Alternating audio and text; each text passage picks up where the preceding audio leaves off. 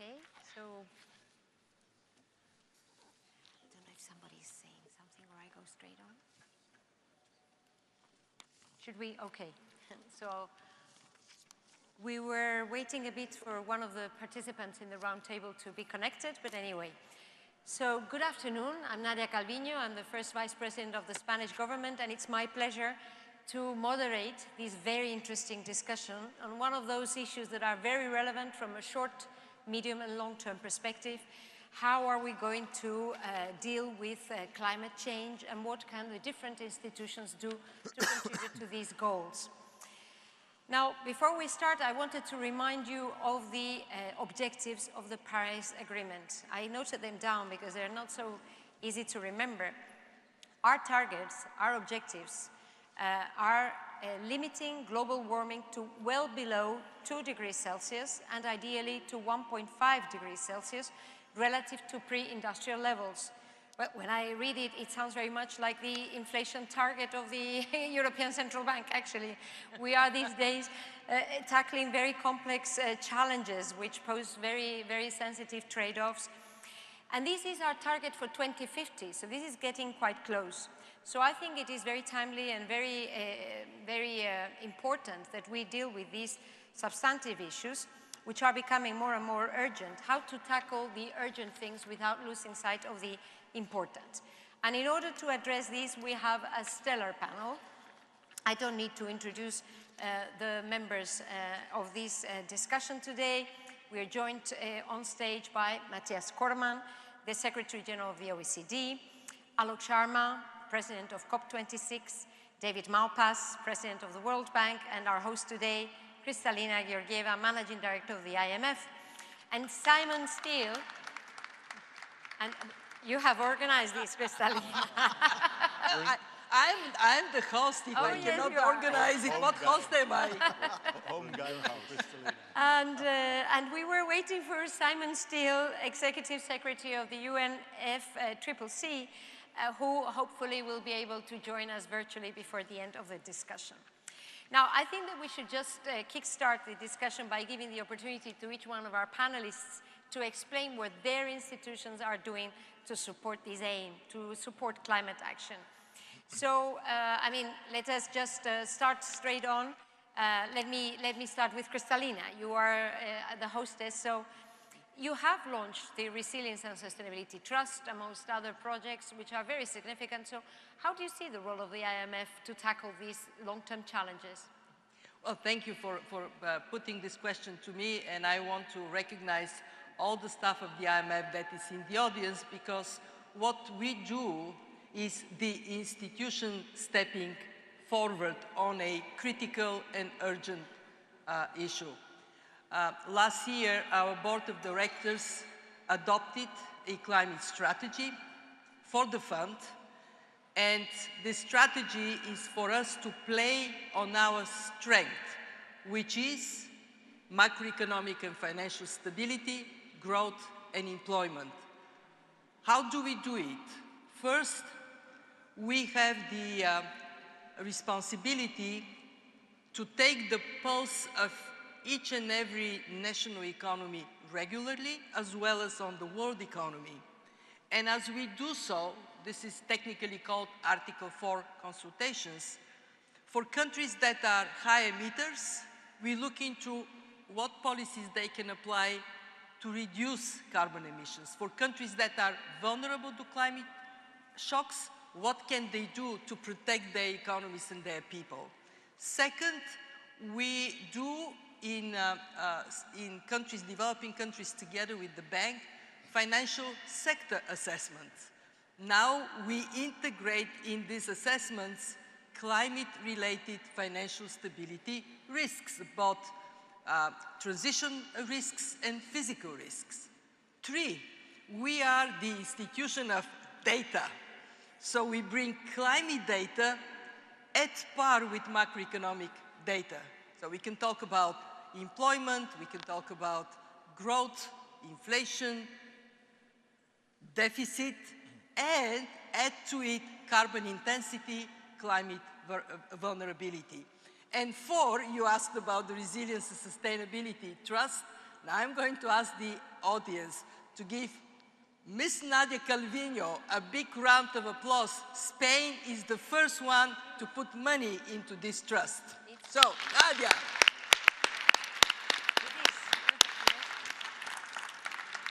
What it is taking advantage of last year's special drawing rights allocation for countries in strong position like Spain to lend through us to emerging markets, to middle-income and low-income countries that are vulnerable to climate shocks or need to go to transition at concessional rates, long-term financing for the transformation of their economies. And I want to recognize the work of the World Bank.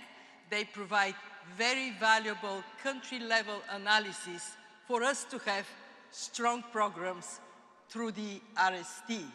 And above all, we work with others. No country, no organization can win the fight against the climate crisis alone. But together, we can do it. Absolutely. So, yes. Moving on to David, I think that if there's one institution that deals with structural issues, that's the World Bank, and you're also stepping up your work in this area. So, do you want to share with us, David? Exactly right.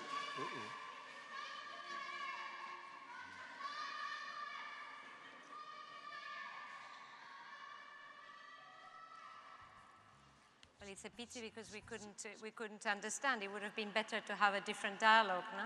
But So we have to acknowledge that mankind is causing greenhouse gas emissions that are causing climate change, and that it's an actionable thing for this group, but for the whole world. So the World Bank's efforts are bank-wide. So I just wrote a pretty long list, but I want to mention several things. One is direct spending by the World Bank. So that's at a record level, $32 billion. Compared to the rest of the world, it's giant within the framework of world spending efforts. And much of it is grants. So it's important to distinguish grants from loans because grants really provide the concessionality that's needed for a lot of these projects. Second, the bank itself is working to be Paris-aligned, which is important within the Paris Agreement that you mentioned.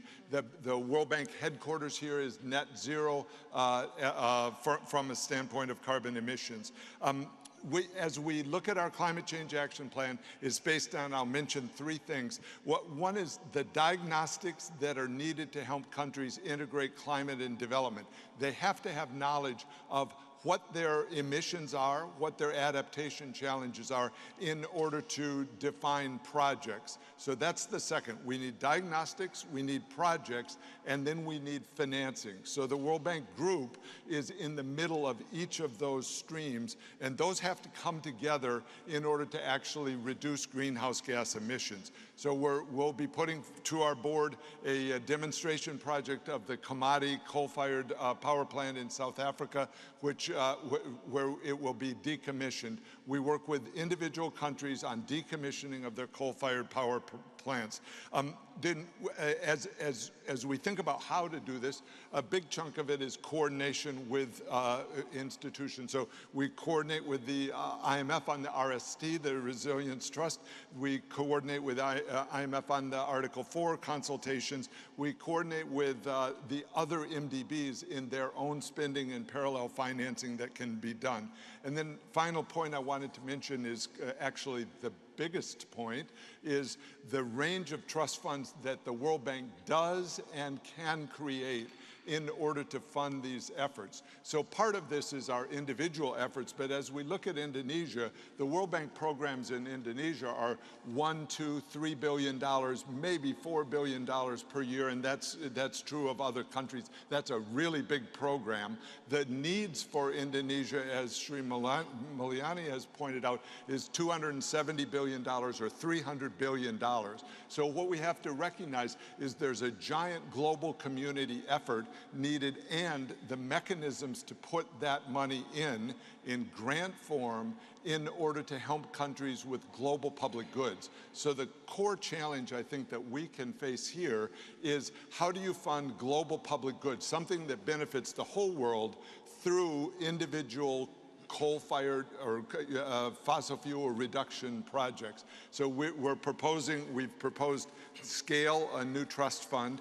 The U.S. just put in a major contribution to the Clean Technology Fund, which helps build new technologies, and many countries are already involved. I met this morning with Korea, South Korea has been very active in various trust funds and efforts that actually cause impact, projects that reduce greenhouse gas emissions. So I wanted to keep that focus. That is the focus of this major new trust fund that we're putting forward for the world community to say, okay, how do we turn billions into trillions of dollars? There needs to be a conduit, and that conduit needs to be attached to projects. This morning we put out the China CCDR, that's a country climate development report. We've now done 10 countries and we'll have another 20, we hope, by COP27, which is very specific. If you haven't read them, I encourage people to read them. They're specific about what individual countries can do in order to adapt, but also to reduce greenhouse gas emissions. And for China, looks as if it will be at 1/3 of the global emissions of greenhouse gases. We're working on methane, which is one of and maybe I'll talk about that in a little bit. The methane initiative is important because it's actionable in the short run. So one of the challenges for the world is what can we do this year, next year, and the following, and methane is one of the best opportunities for that. Thanks. Well, now we're turning to something completely different. I'll turn to you now, Matthias, because we've been listening to billions to trillions, investment funds, trust funds, projects, and now we move to an institution which does not actually provide loans or grants. So what can the OECD actually do to contribute to this aim? We all understand that climate change is a global challenge, and the world desperately needs a globally better coordinated, more coherent approach to climate action. The good news is that overwhelmingly countries around the world now are committed to carbon neutrality by 2050. Some countries a bit lighter, but there is that overwhelming commitment. But countries around the world are using a broad range of different policy approaches and policy mixes, and there is insufficient data, insufficient understanding of how those different policies interact with each other and how they actually contribute to achieving the global objectives. So what we are deploying is our core capability in providing comparative data analysis. We have just launched our inclusive forum on carbon mitigation approaches, and it is designed to provide a stock take and a mapping of all of the different carbon mitigation approaches around major emitters around the world, provide data, provide policy guidance, provide comparative assessments of effectiveness, but also provide a platform for international dialogue between advanced, emerging and developing economies around the best way forward towards a globally more coherent, better coordinated approach. So that's on the policy front. We're doing a range of other things. We're tracking, and we've worked very closely with the COP26 presidency of the UK. We're tracking, for example, the commitment of developed countries to provide or mobilize $100 billion US a year in climate finance for developing countries. And of course, we've still got a bit further to go on that front. That was a goal that was meant to be reached by 2020. We think we'll get there by 2023. We're doing a range of other things also, of course, in terms of helping to reset the financial systems to take account of long-term climate risks and opportunities by helping to develop appropriate standards. But you're right. Our focus is on policy. Our focus is on helping to facilitate the adoption of better standards, but also helping to facilitate the international dialogue required to get a globally more coherent approach to climate change. Well, actually, I think that some of the most interesting debates having to do with carbon pricing and possible carbon adjustment mechanisms are going to take place in the realm of the OECD, not to speak about global taxation. So I do think that the institution definitely has an important role to play, even though no loans, no trust funds. Alok, you're a bit in the same situation in the sense that you have the experience of the last COP, which was very challenging, not only because of the pandemic, and I know because we organized the previous one in Madrid, which was extremely challenging it was, I think both were a big success. Now the expectations are very high for Sharm el-Sheikh. What are the lessons, that you take away? What would be your approach? And what role do you see for the IMF, the World Bank, the OECD in this common endeavor? Yeah. Great, well, thank you. So, look, I think the first thing I'd say is that, going into COP26 last year, the geopolitics was starting to get difficult, and frankly, it's got a lot more difficult with Putin's illegal war in Ukraine. But nevertheless, we did manage to get almost 200 countries to agree to the Glasgow Climate Pact. And the reason they did that is because they understood it was in their self-interest to do so. I think Matthias, Christina, David have sort of talked about the fact that this is a global problem, a global challenge, and therefore we need a global solution. And you all know that climate change does not recognize borders. There are 189 countries which are members of the World Bank Group. In every single country, you will find negative impact of climate change. And David talked about the fact that this is down to human activity. Absolutely it is. The science is very clear. The IPCC reports are absolutely clear. 195 countries agreeing on the science that what is happening now is because of human activity. So I think the multilateral system, if I can put it like that, is pretty unwieldy, but we managed to make it work. What we do need now is for every part of that multilateral system to work together.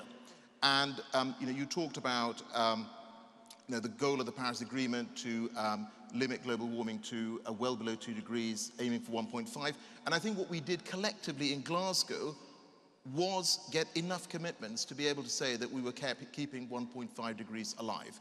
We managed to do that. But the real issue now is that can you deliver on those commitments? And that's where we all come in. So in terms of the multilateral system, I'm just going to be very frank with you. I was at the G20 climate ministers meeting a few months ago in Indonesia. It was really challenging because, frankly, there were some of the biggest emitters who were looking to backslide on what had been agreed in Paris and been agreed in Glasgow.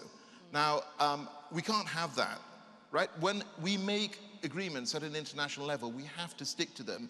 And therefore, my view is that when it comes to climate, what we agreed in Paris, what we agreed in Glasgow, have to be the baseline of our ambition. We cannot move from that. And what we then need is the multilateral system to go into COP27 with hope and positivity. And I've seen that here at this meeting. I saw it at UNGA. I saw it at the pre-COP that we've had in Kinshasa. And the MDBs and the IFIs, I think, have got a really important role to play in terms of helping to mobilize the finance. None of this is possible without money. None of this is possible without money. And one of the things that we hope will be announced at COP27 is some more of these just energy transition partnerships. And David, you talked about that, the work that's going on at Kamati, and I know Christina is very involved with all of this as well.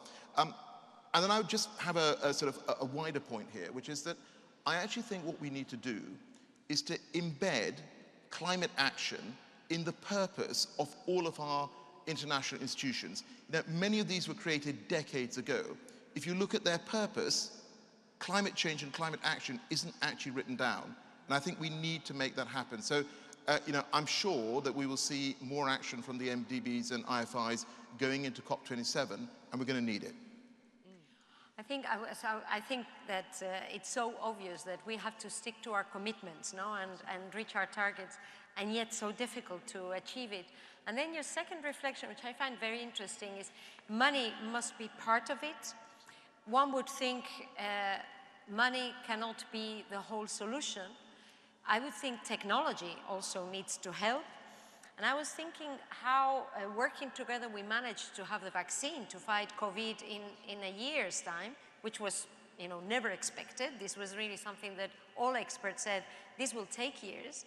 So when we get together and act in a coordinated manner and put sufficient money into it, we do achieve the technological change that is necessary to achieve our goals. So I think, indeed, the synergies between the different institutions should be exploited to the maximum. I don't know if Simon Steele is connected. Can we? I am, but I think it's audio only. I'm Okay. here in Egypt right now in Alexandria, and we're having one or two technical issues, so I hope you can hear me. Okay, well, I hope that you have followed the discussion, and maybe, you know, I mean, it's not a complicated question I'd like to pose to you. What do you think? I mean, the UN has certainly identified climate change as one of the top priorities. You are the man on the job, the man on the spot. So how are you contributing to the climate action, and how do you see things in the run-up to Sharm el-Sheikh? Well, thank you, Nadia. I mean, in a nutshell, the role of the Unf Triple C is to support country efforts to stop the causes of climate change and to address the consequences of climate change. And that's most visible in the annual COPs. You know, in other words, the UNFCCC is a steward of the international process, and whether that is the main working tracks, mitigation, adaptation, finance, transparency, loss and damage, all of those key areas that are laid out within the Paris Agreement. The UNFCCC is there as the facilitating the process in moving those agendas forward. But it goes far beyond that. The mandate that the UNFCCC has, this very unique mandate, which allows it to convene both parties, countries, 197 of them, as well as non-parties, non-state actors, to bring them all around a single table, puts it in a very unique position where the UNFCCC has visibility of the entire climate landscape. We can see where the gaps are. We can see where there are overlaps, conflicts, where there are opportunities and areas of convergence between parties. And I believe this is one area that as we move the conversation on from negotiations to action, and COP27 is the COP of implementation. Paris landmark agreement told us what we needed to do. Glasgow, another landmark agreement, told us how to do it. And Sharm el-Sheikh will be all about how do we get this thing done. It is about action. And as we pivot from negotiations and the focus within the Secretariat as facilitating those negotiations, and we start looking at what does implementation mean, the role of the UNFCCC needs to evolve and to start catalyzing action, not only within the intergovernmental system that we are so embedded in, but also with non-state actors, with the private sector, with civil society, financial institutions, academia, philanthropy. How, with this unique position, this unique oversight of the process, how are we able to catalyze action there in the real economy and bring that momentum back into the intergovernmental process and create this virtuous cycle of the process driving action outside and what is happening outside driving the process.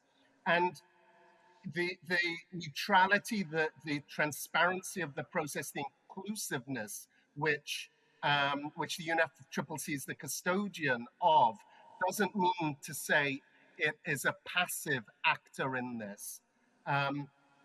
It requires pushing and driving that process forward. And it's through this active engagement within the process that will start to close the ambition gap, half emissions by 2030, which we currently are lagging way behind. Okay. No, Simon, thank you very much, because you have mentioned one of the issues that leads to my next question to David and also maybe to Matthias, which is how do we move from billions to trillions? How do we mobilize the private sector? And I know there are some representatives from private financial institutions. So how do we leverage climate finance in order to fund this massive challenge and effort? I'll start. So a number of ways. Part of it is direct spending. So the International Finance Corporation, part of the World Bank, does direct debt and equity investments into countries. The second way is the general leveraging of the World Bank itself. So it's the IBRD is substantially leveraged, as is IDA now. So the World Bank is even leveraging the contributions that go to the poor and the repayment of those contributions. Then a third way is to create an environment within countries that is conducive to private sector investment within climate. So that means working directly with the countries so that they do less in terms of subsidizing, for example, use of fossil fuel. You know, one of the big problems going on in the world right now is the backward movement on fossil fuels. So wherever you look around the world, there's an increased use of coal, of even of bunker fuel, which is more destructive. So working directly with countries, as I do every day, on their own policies that will create a better environment for investment by the private sector into their climate-friendly industries. Then I think we should recognize the industrial changeover that's needed by the private sector around the world. If you think of of some of the big emitters, they come from steel, from cement, from transportation sectors. So we're working directly in those, and that's part of our presentation at COP27 will be sector by sector, how do you work to make those sectors less carbon intensive? Of course, there's issues of guarantees, so let me distinguish two types. We get guarantees from governments in order to help our lending, and we're doing that, for example, in Ukraine heavily right now, but also in other countries such as India, where we can raise our level of lending within the framework of the World Bank. But then also we can issue guarantees. We do that actively through MIGA, the Multilateral Investment Guarantee, which is part of the World Bank Group, which can help guarantee investments against political risk and other kinds of risks. And then the World Bank itself does project finance guarantees that can help the private sector drive down the interest rate.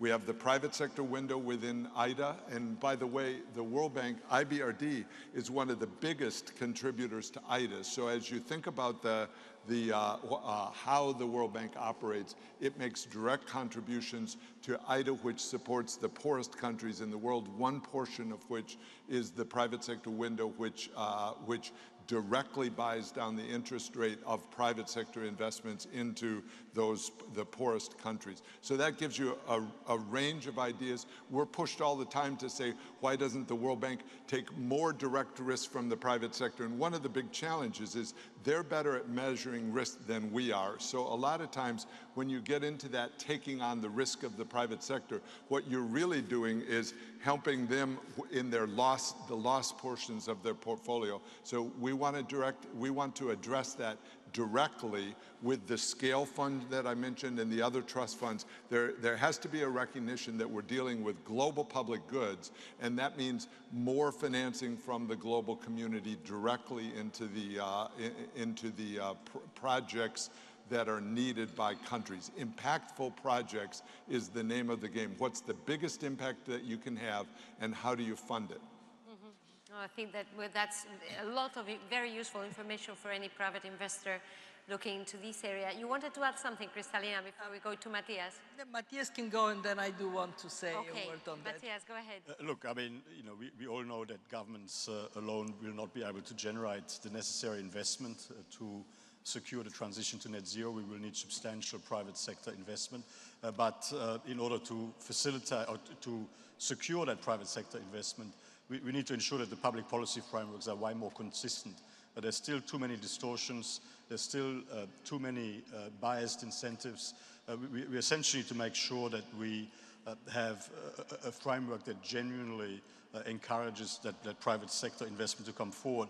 And one of the very important things that we're contributing there is to provide a policy framework with better integrity, better metrics, better due diligence around environmental, social and governance indicators. There is an insufficient, there's no consistency essentially at present. You cannot be reassured that if you make ESG level investments that you are generally contributing to the transition to net zero, and there's very important work to be done on that front, including, as I say, in relation to due diligence for sustainable finance, including climate transition finance. And then we've also got to make sure that the incentives are there for corporates by requiring proper long-term climate risk disclosures, and by making sure that the approaches to transition finance are more properly harmonized and comparable, because we've got to really address that risk of greenwashing. I mean, increased credibility, increased transparency, ultimately certainty and predictability in terms of policy frameworks, all of that is important to secure the necessary private sector investment. Yeah, as you were speaking, I was thinking that one of the initiatives of the OECD, which was to look beyond GDP, yes, was precisely to try to capture the green element in our economy, which is not properly assessed when we're just looking at GDP. No, there were some paradoxical situations there. So again, data and assessment is as important as money, you know, to achieve our goals. Kristalina? Well, I just wanted to add a magnitude and time dimension to what we are discussing. Magnitude. If we are to reach the Paris Agreement you started from, we as a world have to invest somewhere between $3 and $6 trillion a year. How much are we investing today? 630 billion. 5 to 10 times less than it is necessary. Secondly, the time dimension. If we do not shift our trajectory this decade, we are cooked. And if we don't want to be cooked, then we should speed up. How can we speed up? My 3 cents on this is, 1, carbon emissions are harmful to our economies, to our well-being. Therefore, we have to price them so people see they are harmful. We have to have either tax or trade or regulation that makes it visible for consumers and producers that they cause harm. 2, we have to think of how we deploy public money, including our public money. It has to be to do what private money would never do, and to move as quickly as possible private finance, especially to emerging markets and developing economies. When I was a professor of economics in my country, Bulgaria, in 1989, we are moving from centrally planned economy to a market economy. And I had to explain to students who were living in a non-market economy what is price. And I used to deploy a very simple example. Who pays for what? I would say, if you are consuming a good or a service and you are the only one that benefits, you pay the full price. I go to have a haircut. Well, maybe David would like me better with a good haircut, but basically it is my benefit. I pay. But I go to university, I benefit, so does society. So the public has a responsibility to contribute. dealing with the climate crisis is a huge public good, and therefore we should not shy away of thinking how we use public money to remove obstacles for private money to move on the scale and in the time frame that is necessary. And this is why I call on my friends here at the IMF, our Resilience and Sustainability Trust, first and foremost, has to serve as barrier removal for massive investment in mitigation and adaptation in emerging markets and developing countries.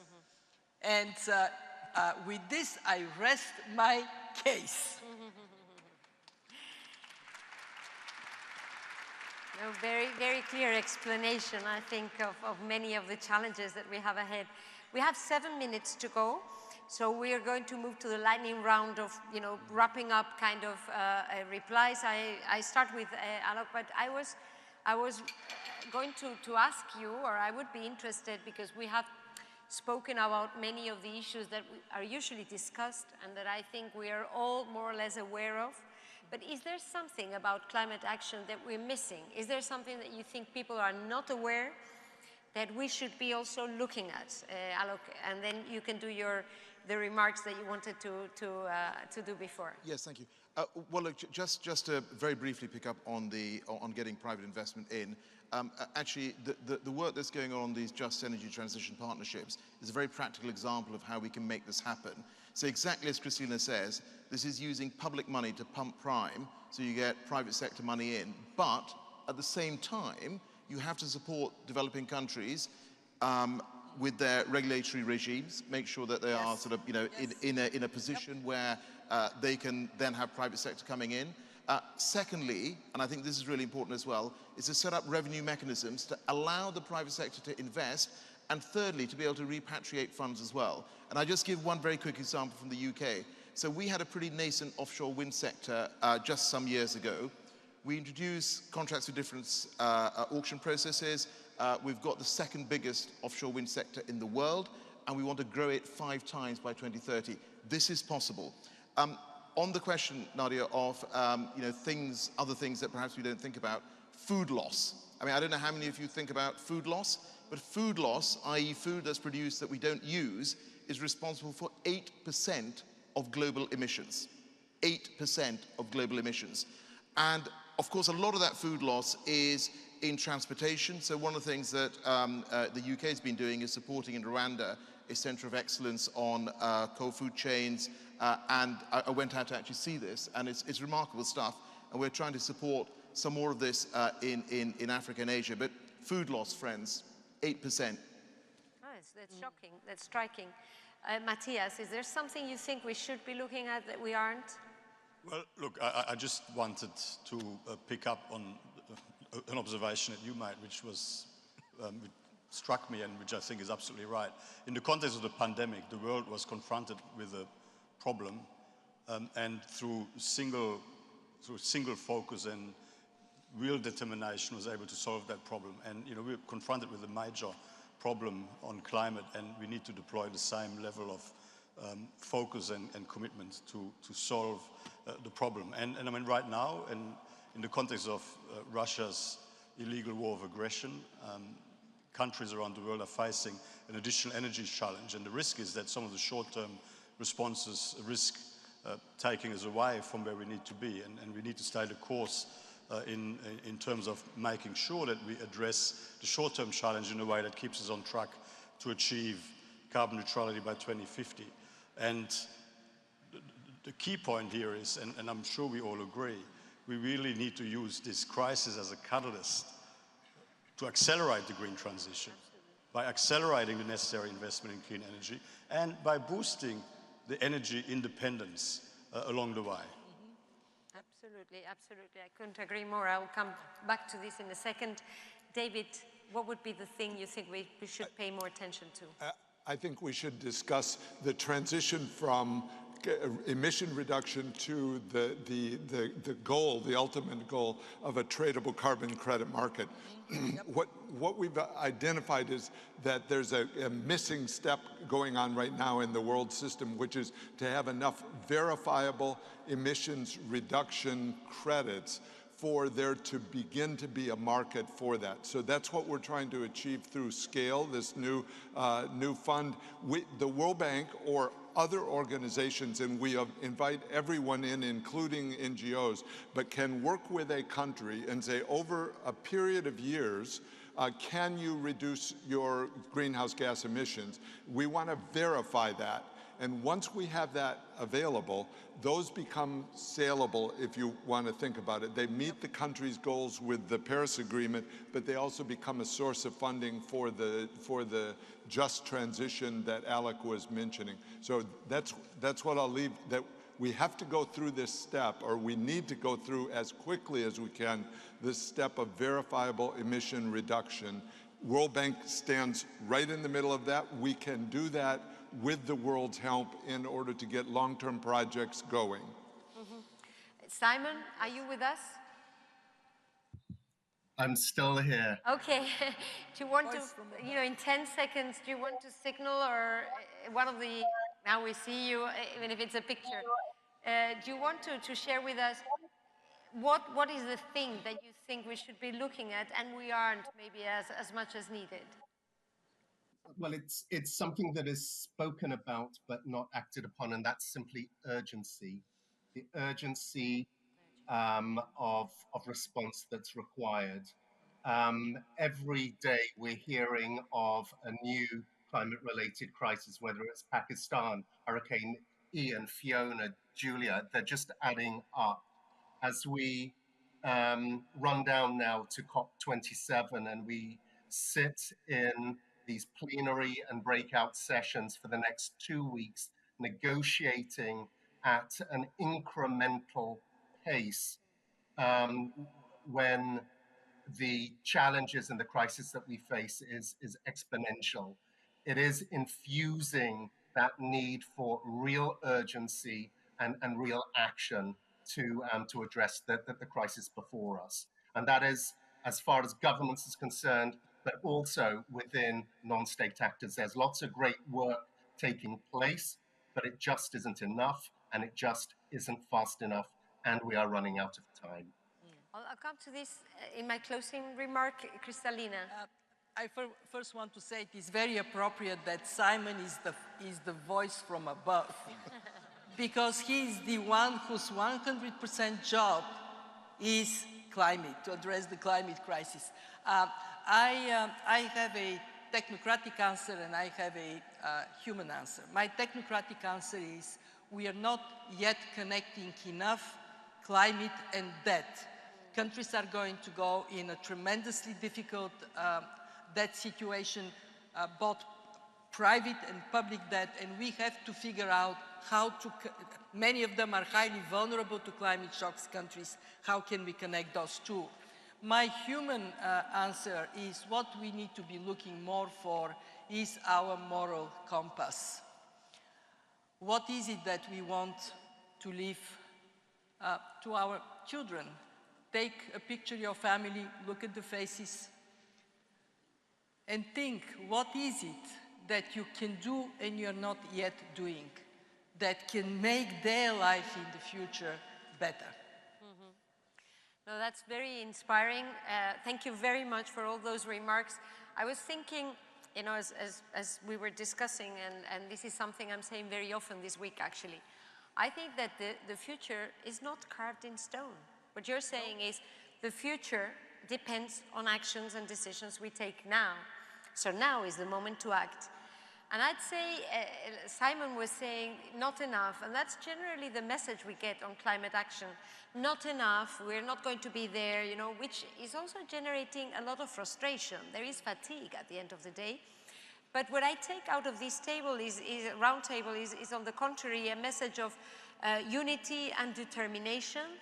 And I think that that's a message that should actually let us continue our very hectic schedule with a bit more hope, that we have come a long way and we are quite determined to tackle the challenges. And if we do it together, and if we do an effort which is proportionate to the challenge, as Matthias was saying, I am absolutely sure we will succeed. So let me close on that positive note. Thank you very much to all those participating and to all of those accompanying us today in the IMF. Thank you, Nadia.